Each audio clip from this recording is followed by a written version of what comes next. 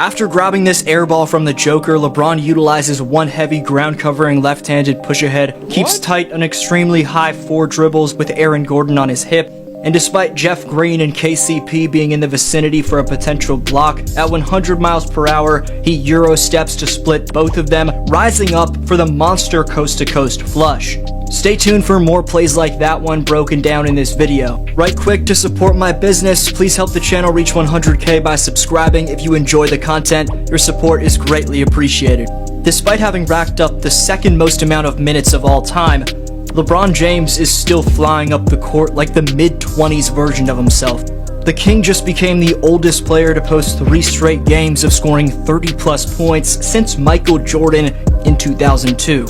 Defying father time at a mind-boggling rate, LeBron James is inhumane, still proving himself as one of the best players in the NBA. I can't stress to you enough how insane it is what LeBron's doing right now, and we should all come together to appreciate the physical specimen we're witnessing while we still can.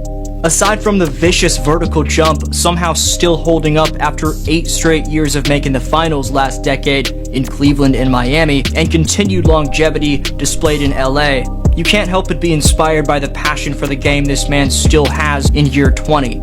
Purely in terms of athleticism, with his speed at his stature, you could argue LeBron's one of, if not the greatest athlete in the history of mankind. Basic evolution entails the greatest athletes ever are those in which we've witnessed over the last 20 years. Olympian Michael Phelps won 23 gold medals in the pool, and Usain Bolt won 8 gold medals on the track.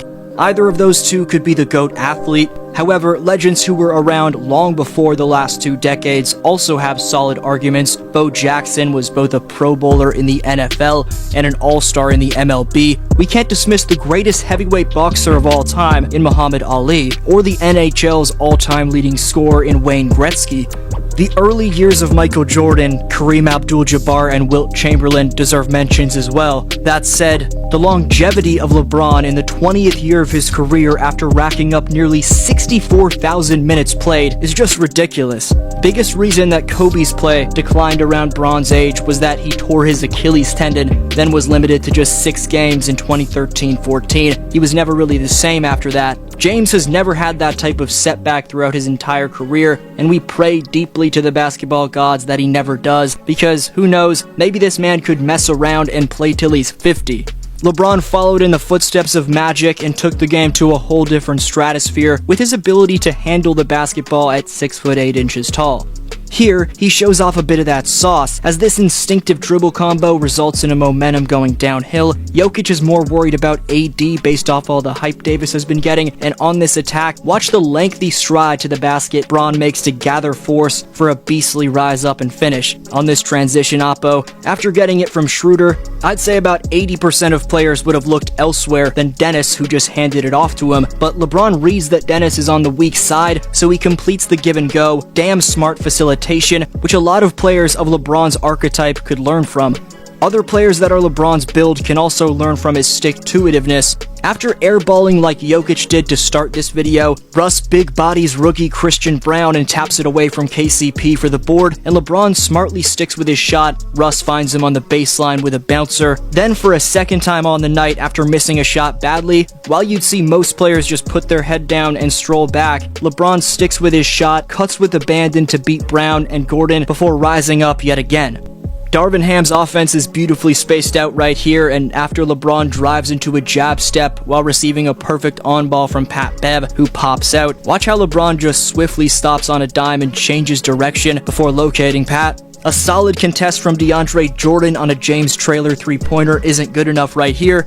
On these shots with defenders 0 to 2 feet near him, under those heavily contested attempts, LeBron ranks just behind Jason Tatum in field goals per game. High pick and roll with AD sees James tumble down the lane, momentum right, momentum left, before bodying off the Joker and fending off Bruce Brown for the offhanded finish.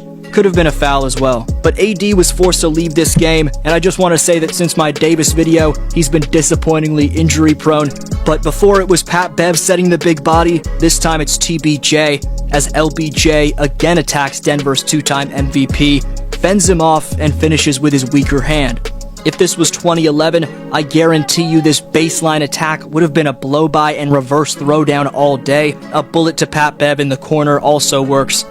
This right here is a bit of a wild entry pass from Russ, but LeBron's 99 overall rated hands allow him to gather it and stride to the basket all in one motion. Just a really smart high-octane backdoor cut on a solid perimeter defender in Bruce Brown. To cap off the night, how about 2 fading Kobe Bryant-esque leaning back middies at Staples Center for your trouble? And showing you the inspirational stamina in the fourth, he straight up out-hustles Jokic right here, and this forceful footwork off the ball is evidently gaining Braun a ton of steam as he gets the Schroeder dime for a righty finish on the left side. Just like LeBron splashes threes, splash thumbs up for more film room breakdowns like that for your boy.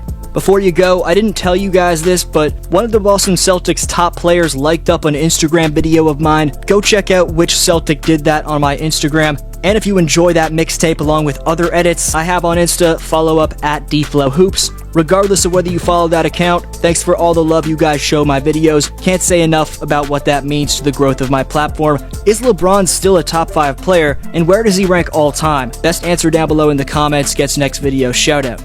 2 winners for my last 2 uploads today are firstly JJD, who says the Bucks absolutely can win the title. They're an exceptionally good team defensively with guys like Lopez, obviously Giannis, and Drew Holiday. Drew's an amazing third option around Giannis and the shot creator in Middleton, along with the very strong supporting cast led by none other than Bobby Portis. That's actually a good point. I didn't mention Bobby Portis in my last video, but the second shout out goes to Kent Saludo, who says Jaren Jackson Jr. is underrated in my opinion. I know he doesn't get a lot of credit and people say that he's always injured and that you can't trust him, but if you solely focus on his game, he's so perfect with Ja and this Memphis team. Triple J's so good defensively because he's an amazing shot blocker while also being able to move his feet laterally on the perimeter. His offensive game needs work, but his shooting ability fits well with Ja, who loves to drive a lot. Tyus Jones also deserves respect. I think he's a starting caliber guard. He's always an assist to turnover ratio master. Thanks for watching. Have a good one.